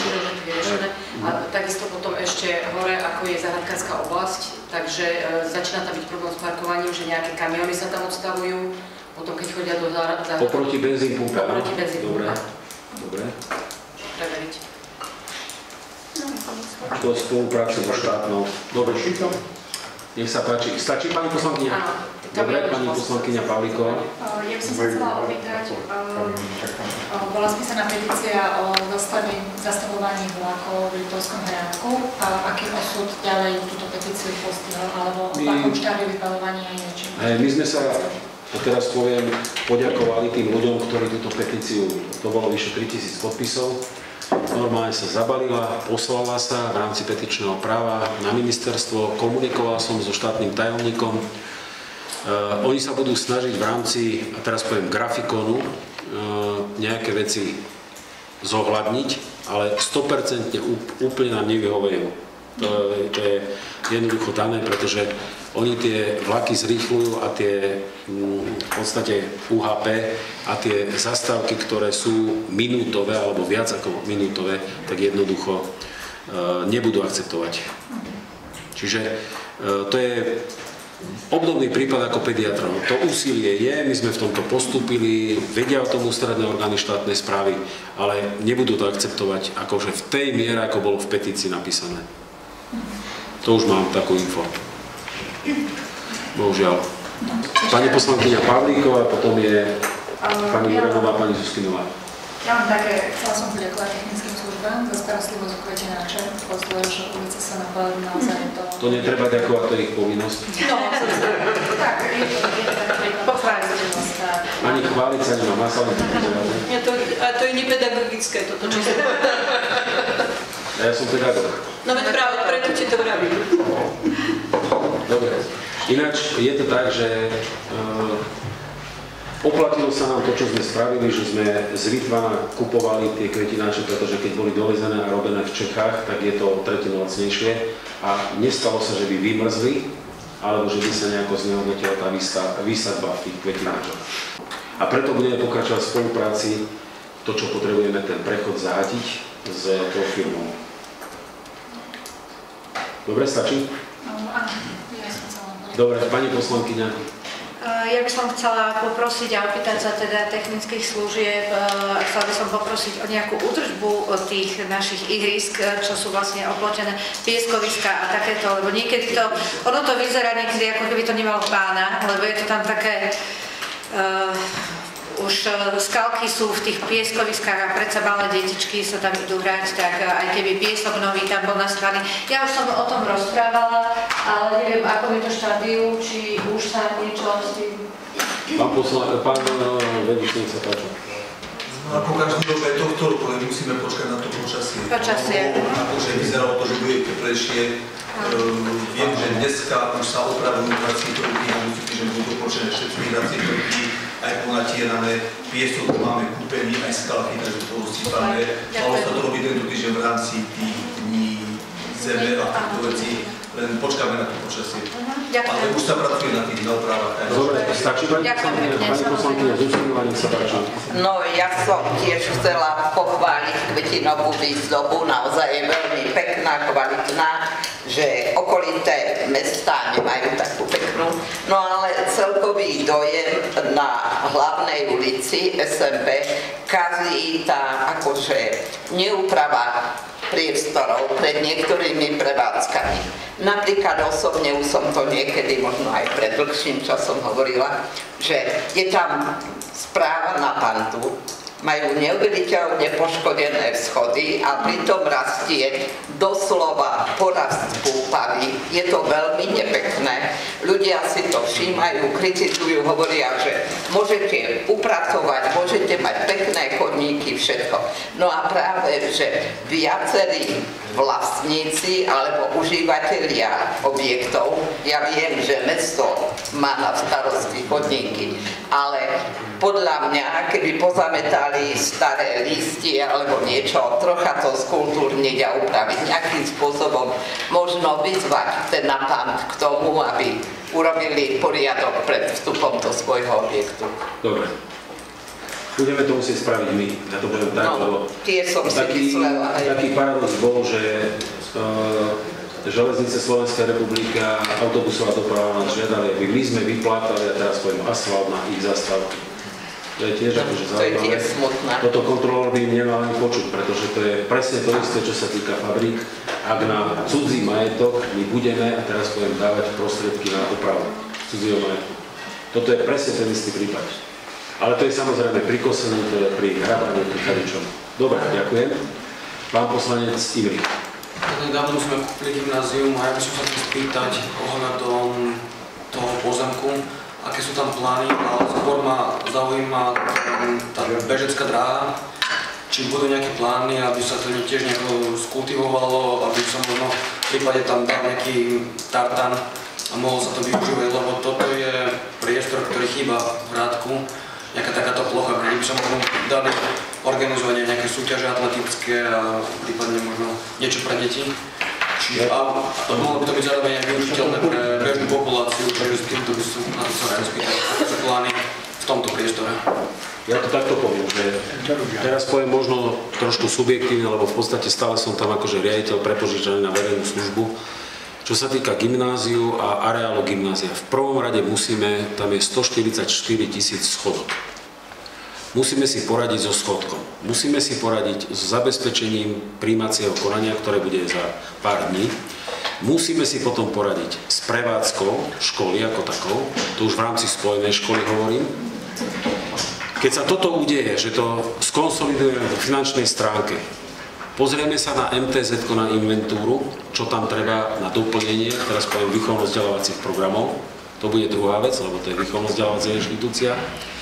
Ďalšia vec, ktorú budeme musieť spraviť, personálne prehodnotiť, a teraz poviem prevádzkových zamestnancov, to je tretia vec v poradí, ktorú budeme musieť spraviť. A teraz nehovorím len o kuchyni, hovorím o správcoch, ale o kuričovi, o upratovačkách a tak ďalej. Toto už máme nejako tak. Keď sa dostaneme do konsolidácie takej, ktorá bude znesiteľná pre zriaďovateľa ako pre nás, tak súbežne budeme ponúkať ten pozemok, ktorý je na práce na pozemku, ktorý bol využívaný, bol zmenený v doplnkoch číslo 5 na bytovú výstavbu, čiže tam by sme v podstate akože spravili byty, s tým pádom, že sa uzatvorí vnútroblok a celý vnútroblok aj s 200-metrovou dráhou by sme revitalizovali, teraz poviem, z externých zdrojov. Hej. Ja neviem, či to bude tartanová, či apexová, alebo aká dráha. Hej. Spravili by sa tam tie atletické veci, ako sú navrch, naskok, potom by sme spravili parkoviská a revitalizovali by sme aj tie antukové kurty, ktoré sú tam. No a spravili by sme to, a teraz poviem presne tak, ako je hokejová hala, ako šport pre všetkých. To znamená, po obede otvorené v dopoludňajších hodinách pre povinnú školskú telesnú výchovu. A teraz to poviem tak, že Povinná školská telesná výchova bude za chvíľočku 3 hodiny zavedené a toto nám môže veľmi pomôcť aj pri ľade, pri budúcej plavárni, pri vonku a pri telocvičniach. A my by sme nemali potom problém, a teraz poviem aj, lebo ak som dobre evidoval zápisy, opravma pani poslankyňa, ja keď som volal včera ešte s pani riaditeľkou, tak už bolo 59 detí zapísaných. Čiže budú 3 triedy u vás? 70 už je? No tak akože 59, čiže 3 triedy budú na Matejke, 2 triedy budú na Hradnej. Ono to evidentne je tak, že sa tí decká zhrňajú v podstate k nám a im bude treba zabezpečiť tý výchovno-vzdelávací program. Čiže áno, s tým súhlasím, ale toto bude až po konsolidácii tej školy. Dobre? Nech sa páči. Ja ešte v tejto súvislosti tiež kvôli športoviskám. My sme tu ihrisko, ktoré bolo pri poliklinike, preniesli do Dovalova. A v tej súvislosti bolo prisľúbené, že verejnosť môže využívať umelú trávu na štadióne. Ja sa chcem spýtať, že či je to tak, či to môže verejnosť využívať. Ja som to sledoval, je to využívané a veľmi. Áno, takže môže bez problémov, treba sa zahlásiť, alebo aký je vôbec systém? Tam je správca, oni poväčšine teraz trénujú, tak normálne je otvorená umelá tráva pre verejnosť. Tam sú vždy, a teraz poviem zamestnanci, ktorí spravujú, oni sú zamestnanci technických služieb, to je pán Hanola plus 100, a oni sú tam, chodia tam decka. Bol som tam pozrieť pár razy. Môžu tam ísť aj dospelí. Je tam vypísaný nejaký režim, kedy sú tréningy? Lebo to by možno nebolo zlé. Oni už na umelej tráve netrénujú. Oni už netrénujú na umelej tráve, čiže umelá tráva je k dispozícii pre verejnosť. Áno. Môžeme tak povedať. Môžeme tak povedať. Dobre, ďakujem. Pán poslanec Zúrik, nech sa páči. Ja len mám jednu otázku. Keď sa spojí tá škola, gymnázium, základná škola, normatív na žiaka bude taký, ako je pre gymnazistov, či normatívy sa budú upravovať? Toto je vec, ktorá znamená, že či klesneme, alebo neviem, ako vstupneme. Ako v týchto fázach tých spojených škôl fungujú normatívy? Či sa budú upravovať, či máme taký... My sme si nakres dali akože neľahkú úlohu, ale sme to chceli kvôli tomu, aby sa ten typ školy zachoval. Ja som s pánom ministrom bol v stredu vo Zvolene s Druckerom a tam bolo ubezpečenie, že normatívy sa budú valorizovať minimálne o infláciu. Čiže my budeme dostávať na gymnáziálne štúdium presne ten istý normatív, čo sa, a teraz poviem, dostával. Ináč on je nižší ako na základnú školu, to aby ste vedeli. On je nižší, toto je práve ten paradox. Práve kvôli tomu nám treba, a teraz poviem, pokúmať nad tým, aké zameranie na gymnázium dáme. Toto budeme musieť akože vyprofilovať to gymnázium tam, lebo ja to poviem takto, toto je všetko vec peňazí, lebo ten výchovno-vzdelávací program pripravíte na základe toho, koľko peňazí v podstate sa do toho naleje. Vzhľadom na skutočnosť, že my budeme mať okrem základnej a gymnázia ešte aj materskú školu, ktorá už bude v prenesenom výkone a nebudeme vedieť, ako budeme financovať, a teraz poviem, ľudí okolo stravy v rámci, a teraz hovorím o materských školách, tak toto bude to, čo budeme musieť nejakým spôsobom vybalancovať. A ďalší problém, ktorý bude v rámci normatívu, je tzv. Technický normatív, okrem prevádzkového, na rekonštrukčné alebo kapitálové práce. A toto nebude stačiť, to som presvedčený. A tu nám už bude musieť pomôcť zriaďovateľ zo svojho rozpočtu. Hej, kedy bude musieť pomáhať a teraz nehovorím o haváriách, hovorím o tom, o investíciách, kedy budeme musieť, a teraz poviem, zväčšiť počet tried, alebo ja neviem, so sociálnymi zariadeniami niečo robiť a tak ďalej. Hej. Čiže budete detálne informovaní o tom, ako sa bude vyvíjať spojená škola so sekciami gymnázium, základná škola a materská škola. Všetko Hradná. Stačí? Ja by som mal informáciu, že mesto Liptovský Hrádok má najkrajší kalendár Slovenskej republiky. Náš kalendár s názvom Liptovský Hrádok mestská časť Dovalov na historických fotografiách ocenil klub fotopublicistov Slovenského syndikátu novinárov prvým miestom. Pre zaujímavosť druhé miesto získalo mesto Trenčianske Teplice, tretie miesto Bratislava a čestné uznanie mesto Holič. No, je to veľká reprezentácia mesta, lebo vlastne táto výstava ide po viacerých mestách po Slovensku, tak je to veľká reprezentácia tohto mesta. A zároveň ďakujem všetkým, ktorí sa podielajú pri spolupráci na tvorbe tohto kalendára. Hlavne mesto Liptovský Hrádok, odbor kultúry a členovia Arštúdia Liptovský Hrádok. Ďakujem. Ja tiež, akože keď to nemám vo zvyku, chcel by som sa poďakovať všetkým tým, ktorí participovali na kalendáre, ale chcem sa poďakovať aj tým, ktorí boli prevziať cenu v Banskej Bystrici, lebo som vtedy nemohol. Čiže ja keď som ti volal, ty si už bol vo vlaku, tak som bol taký spokojný a za úrad vyšla pani Beňová. Čiže mali sme tam zastúpenie a môžeme sa z toho tešiť, že teda takto sme boli ocenení. Dobre, ďakujem. To má kalendár a veľmi veľkú investíciu. Dobre, v rámci otázok námetov... Ja ešte, ako na dnešnom zastupiteľstve sú prítomní občania časti Hrádku a majú svoje problémy, však často sa o to píše. Hovoríš, že komunikácia nie je naša. Vieme nejako pomôcť tejto časti mesta. Čo nám akože k tomu povieš? Ja predpokladám, že vy máte nejakého hovorcu, od vás niekto? Dobrý deň. Poďte, nech sa páči, poďte dopredu. Ja ešte takto sa spýtam, ak je všeobecná zhoda, alebo podľa rokovacieho poriadku zastupiteľia, to nie je, ja vám dám slovo, ale zastupiteľia. Áno? Čiže povolíme, nech sa páči, poďte dopredu.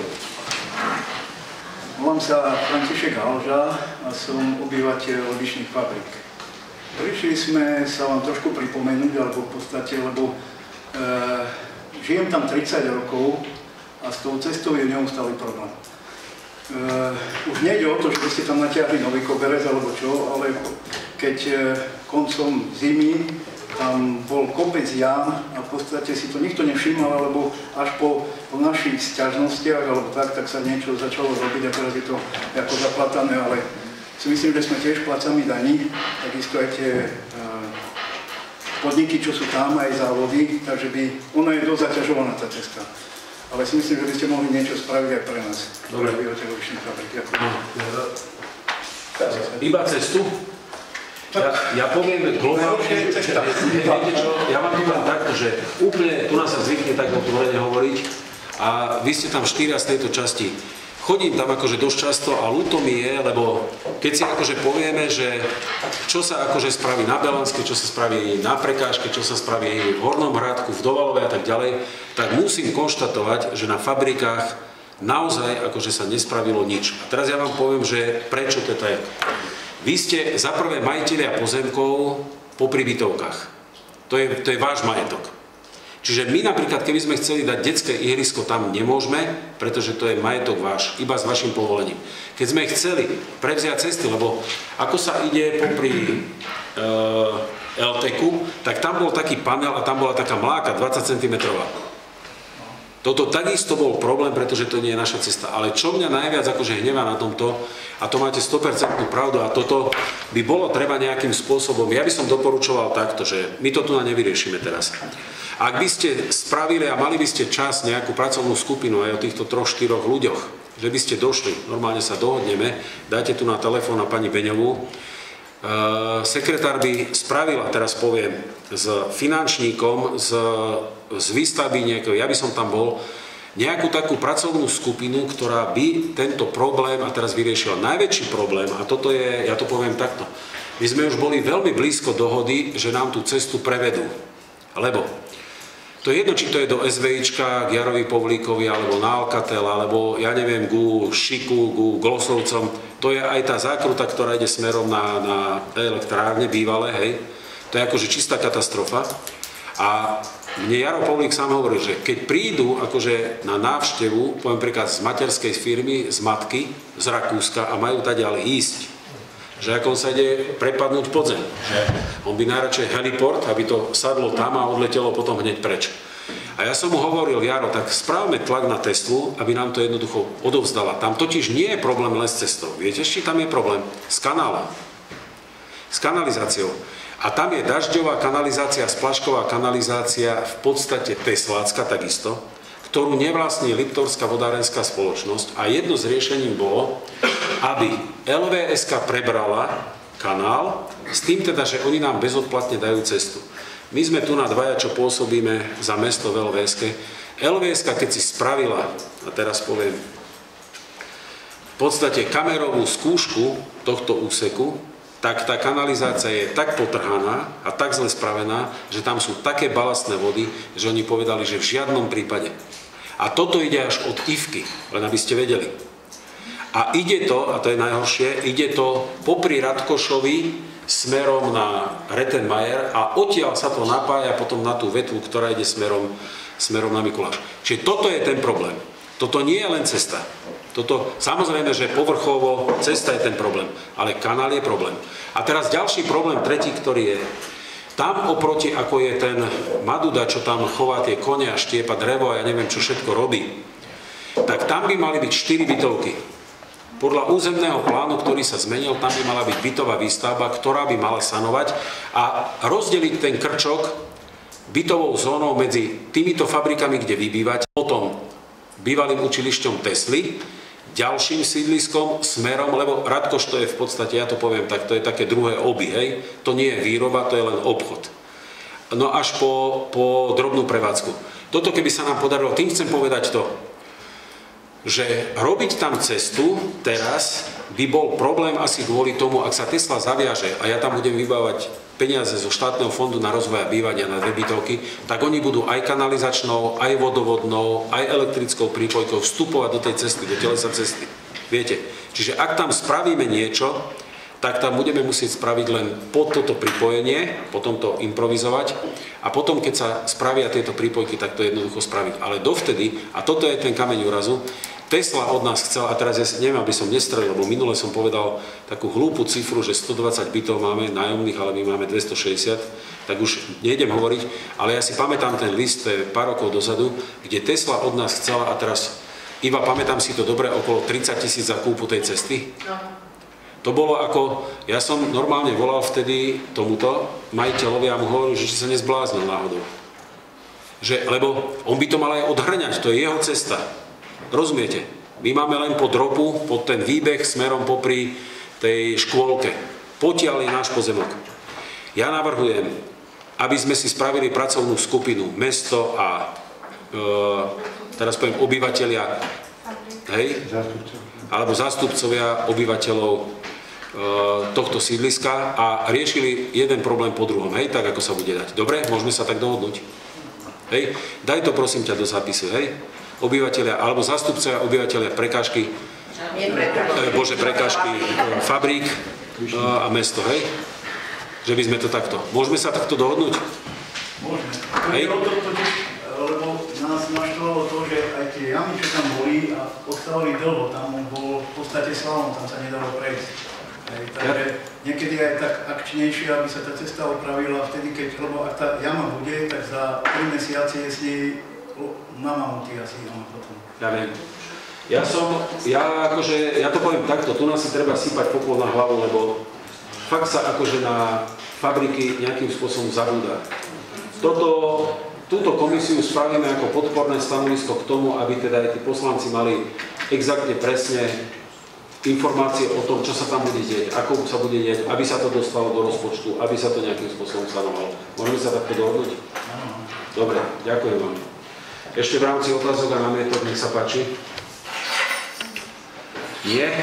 Závery návrhovej komisie, nech sa páči, pán predseda. Návrhová komisia konštatuje, že v zmysle programu... Pardon, ešte tam bolo... Ešte sa hlásil pán Odrážka, čiže vraciame sa na bod 12. Je všeobecný súhlas, udeliť mu slovo? Áno? Nech sa páči. Ja by som vás rád poprosil o podporu. Chceme ako oživiť strelecký krúžok do Valhovej a už tuto s pánom primátorom to nejaké asi 2 roky riešime.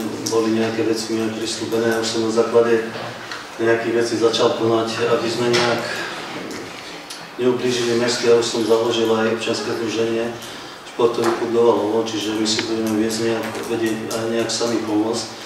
Ide o to, že my potrebujeme zo strany mesta priestory a čo sa týka možno energii, aby nám to vedelo mesto akože s týmito vecami pomôcť, ako to je ako bežné hej, v tomto meste s inými krúžkami. Čiže ide hlavne o to, že je tu síce strelecký krúžok na Lesníckej, len tam ho vedie Jano Kryško, on už je viac menej dôchodca a už akože nemá ako snahu to tam nejak ťahať. Čiže on by ešte vedel nám vlastne pomôcť týmto krúžkom a sme ešte nejaká partia bývalých strelcov do Valove, čo sme sa dali dokopy. Čiže už máme nejaké veci aj podohadované, čo by sa tam asi zhruba k čomu venoval. Čo sa týka toho materiálneho zabezpečenia, my si vieme akože tieto veci sami zabezpečiť cez strelecký zväz. A máme ešte také iné možnosti cez ministerstvo športu a cestovného ruchu, tiež máme prisľúbenú nejakú pomoc. Čiže vedeli by sme si my tie priestory vlastne, čo sa týka nejakých oprav, výmeny okien, podlahy, a neviem, akým stave to tam je, po nahliadnutí, by sme si nejakú cenu vedeli určiť a skrátka požiadame tento príspevok. Vec je taká, že vlastne keď Ján Kryško skončí tu nás s týmto,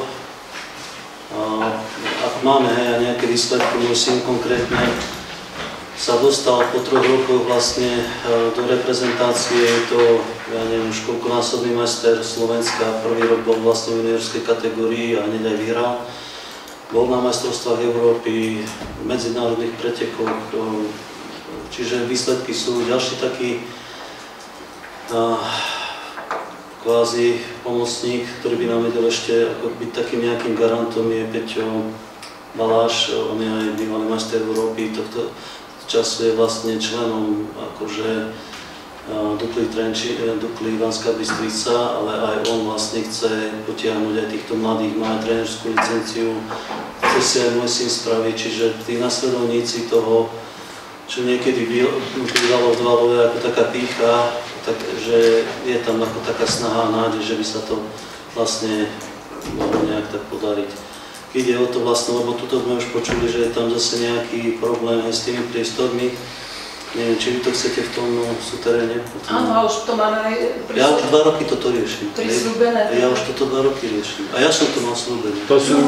Toto sa vyrieši nejako? Teraz mňa by ako zaujímalo hlavne aj poslancov, aby si uvidel, že zhruba aká je podpora v tomto, či ideme podporiť akože mladé deti, lebo fakt sa tu nahovorí, z každej strany treba sa venovať tým mladým a nič sa kvôli tomu nerobí. A čo sa týka vlastne športu, je to ako priorita. Ja by nesedeli fakt doma na zadku za s tými počítačmi a pritom do Valove sú fakt tieto malé deti, máme tam aj tie nové domy pribudli a vravím, aj títo bývalí strelci sú majstri Európy vlastne, čo by vedeli, fakt máme aj nejaké ešte známosti na tom slovenskom streleckom zväze, takže možnosti sú, ale ja by som sa toho akože nemal. Dobre, ďakujem. Ja ďakujem. Takže môžem teda, vy máte tiež záujem o to prísť? 2 roky, minimálne 2 roky. No, takže ja by som sa chcela spýtať, máme tu 2 poslancov za Dovalovo, ja som tu s pánom Košíkom, už sa o tom rozprávala, aj s pánom Šofáříkom nie. No a naozaj to treba vyriešiť, pretože tá chuť seniorov ísť do toho... Jedna vec je seniory, druhá vec je mladí ľudia. Isté, že, ale obidve skupiny... Tak teraz si treba zvážiť tie priority, komu sa deň viac nemá. Dôchodcovia majú tam svoje záujmy, majú tam nejaké možnosti. A vy, pani Žiaková, vy nie ste poslankyňa za Dovalovo, tak by som privítal, áno, kde sa vyjadria naši poslanci, na aké sú vlastne strany, čo sa bude vlastne... Preto sa aj pýtam na stanovisko poslancov z Dovalova, no, ja som tiež zvedavý. Pretože ja s dôchodcami už o tomto niekoľko, tiež nie tak dlho, 2 roky určite nie, nerozprávame sa o tom, ale rozprávalo som sa o tom s pánom primátorom a že by tie priestory sa dali práve na toto využiť. Môžeme k tomuto, aby sme k tomuto nespravili zase takú rozpravu. Máme 12. bod, otázky a námety. Tento námet, a teraz to poviem tak, v rámci, a teraz poviem, života aj deti, aj dôchodcovia sú svojím spôsobom chránené osoby. Tak sa k ním pristupuje v rámci života. To je aj v rámci bezpečnosti. Že my nemáme tam žiadnych Dovalovo, nič. Pán Vodrážka, takto, aby sme si neskákali do rečí. Tak spravíme to tak, že aj jedným, aj druhým sa riešenie nájde, vyjde sa v ústrety a ja už viem asi aj ako, ale nebudem to tu rozvádzať. Aj jedný, aj druhý. Aj to, čo sme na komisii včera mali, aj toto tu na a pôjdem sa ešte pozrieť na Lesnícku, podebatovať s Lesníckou, proste aby tie decká športovali a aby tí dôchodcovia si tiež mali v podstate to, čo chcú nejakým spôsobom inštalovať a zariadiť, tak nech si to zariadia. Dobre, tak sa dohodneme. Ale ide o to, že tak treba, že v Dovalovi nejaký aspoň ten jeden krúžok nech tí deti majú. Už nerieši teraz Lesnícku. Tam to bude fungovať, tak tam to... Ja hovorím o MTZ na Lesníckej, lebo ak ide zakapať Lesnícka škola, a teda sú tam, lebo ja som dostal takú informáciu, že tam sú tie stavy akože v poriadku. Ja to poviem takto. My keď sa dohodneme tak, že sa to bude robiť a bude to demontovateľne, tak ľudia vo veľkej sále môžete trénovať a oni môžu mať dole. Tam ide o to zázemie, aby tam mohli kde uskladniť si tie zdroje. To je jednoduchá stavebná úprava. Nebudeme to riešiť tu na nám. Toto spravíme. To zase, aby sme nelámali cez palicu. Vieme, o čo ide, obidvaja. My sme čakali na to, teda, či sa tí dôchodcovia dostanú do takého stavu, že nazbierajú nejaký ten inventár. Hej, toto sme nevedeli. To sme nevedeli. Som sa dôchodcov na Valnej Romade do Alovej, takých, čo som sa poznal, tak každý motiváciu na tým mal. Samozrejme, že ten krúžok je pre dôchodcov akože priorita. To vám tak poviem. Dobre. Budeme to evidovať takto. Dobre, pán poslanec Spír, ďakujem. Myslím, že by sme mali podporiť obidve veci, ale čo sa týka tohto streleckého krúžku alebo klubu, my sme sa o tom bavili asi pred naozaj 2 rokmi, sa mi vidí v Dovalove, že by bola takáto možnosť. Potom aj s pánom prednostom sme sa preberali, že vlastne není moc rozumné to vtiahnuť do mestského športového klubu, skrátka nech si urobia svoje občianske združenie. To znamená, postupovali podľa našich inštrukcií nejakých.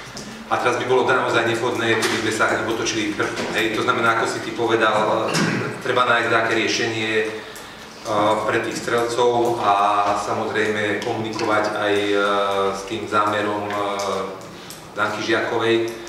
Ale ako hovorím, netreba sa im otočiť chrbtom, že keď by naložili naozaj nemalé úsilie na to. Ja to poviem takto, že každá aktivita je vykonaná hlavne v dnešnej dobe a sú tam akože dvaja majstri Európy. Ja to poviem takto, Dovalov to jedno, či to bol Pelách alebo ktokoľvek, to boli ľudia, ktorí a teraz mali aj nejaké také olympijské skúsenosti, čiže toto netreba hodiť za hlavu, je to história, ktorú treba oprášiť a keď sú ľudia ochotní a schopní to robiť, tak im treba vytvoriť podmienky. Ja som akože s týmto úplne v pohode. A to je jedno, či to bude aktivita dôchodcov, alebo strelcov, alebo čohokoľvek. Buďme radi, že tí ľudia sa aktivizujú a že tú činnosť akože realizujú. To je všetko. Nájdeme určite to riešenie, nájdeme. 12. bod môžem uzatvoriť? Lebo už sme to raz prešli a teraz poprosím šéfa návrhovej komisie, nech sa páči. Návrhová komisia konštatuje, že v zmysle programu Mestského zastupiteľstva boli prijaté všetky uznesenia tak, ako boli navrhované. Žiadne ďalšie uznesenia Mestského zastupiteľstva návrhová komisia nezaznamenala ani nepredkladá. Dobre, ďakujem predsedovi členovej návrhovej komisie. Na doplnenie máte niečo? Bez pripomienok. Nie, bez pripomienok. Ďakujem pekne. Ja by som vám chcel poďakovať za účasť na dnešnom zastupiteľstve a máme tu na jednu takú milú povinnosť. Náš kolega sa dožil 50 rokov